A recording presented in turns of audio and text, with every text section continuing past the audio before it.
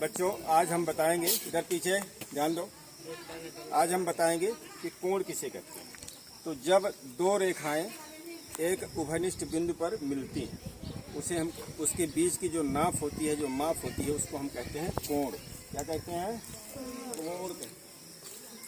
जैसे दो रेखाएं हैं, एक रेखा ये है और एक रेखा ये है।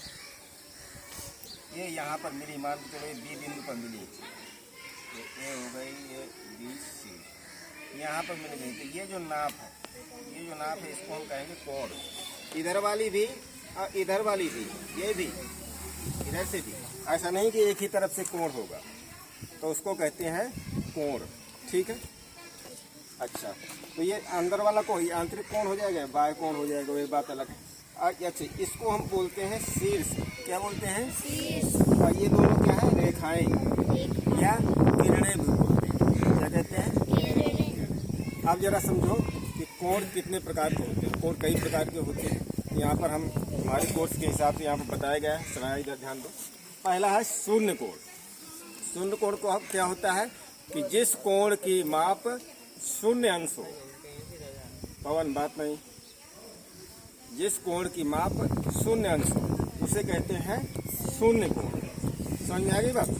अच्छा, दूसरा है न्यून कोण। न्यून कोण क्या होता है? जिस कोण की नाप 0 अंश से अधिक हो और 90 अंश से कम हो, यानी 0 अंश से अधिक हो और 90 अंश से कम हो, उसको कहते हैं न्यून कोण। अगला है समकोण। जिस कोण की माप 90 अंश हो, उसे कहते हैं समकोण। ठीक है। इधर पीछे पूछूंगा, बाद में पूछूंगा, इस चक्कर में न रहना कि केवल जो है हमने समझा दिया हो गया। पूछेंगे भी एक एक को खड़े करके। अगला है अधिक कोण। अधिक कोण क्या होता है? जिस कोण की माप 90 अंश से अधिक हो और 180 अंश से कम हो। जैसे 150 अंश। अगर कोई पूछ दे कि 150 अंश कौन सा कोण होगा, तो क्या बताओगे? अधिक कोण होगा। क्या होगा? अधिक कोण। तो इनका जो दिया हुआ है कि 90 अंश से अधिक हो और 180 अंश से कम हो, इसके बीच में जितनी भी गिनती आएगी, 90 से ऊपर हो और 180 अंश से कम हो, वो अधिक कोण होंगी। ठीक है। इधर मनीष, इतना समझाने के बाद भी तुम्हारे समझ नहीं आ रहा है। अभी जब एक एक पूछूंगा ना, तो बता नहीं पाओगे, तो समझिए।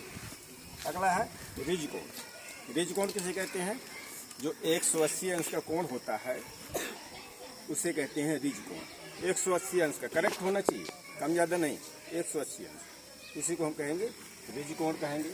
अगला है प्रतिवर्ती कोण।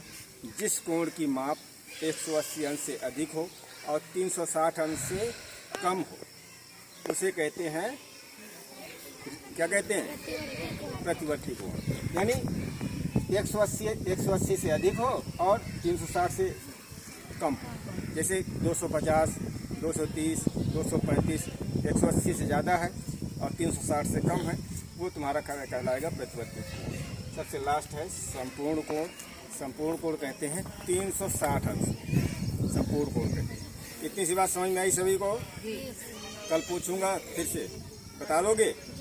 जिसको ना समझ में आया वो बताओ। हाँ, ठीक।